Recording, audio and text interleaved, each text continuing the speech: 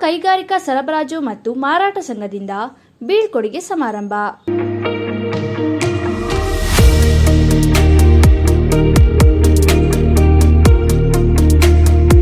ಜಿಲ್ಲಾ ಕೈಗಾರಿಕಾ ಸರಬರಾಜು ಮತ್ತು ಮಾರಾಟ ಸಹಕಾರ ಸಂಘದಲ್ಲಿ ಸತತ 34 ವರ್ಷಗಳ ಕಾಲ ವ್ಯವಸ್ಥಾಪಕರಾಗಿ ಸೇವೆ ಸಲ್ಲಿಸಿ ನಿವೃತ್ತಿ ಹೊಂದಿದ ಕುಮಾರಸ್ವಾಮಿ ಅವರಿಗೆ ಸಂಘದ ಆಡಳಿತ ಮಂಡಳಿಯಿಂದ ಆತ್ಮೀಯವಾಗಿ ಬೀಳ್ಕೊಟ್ಟರು.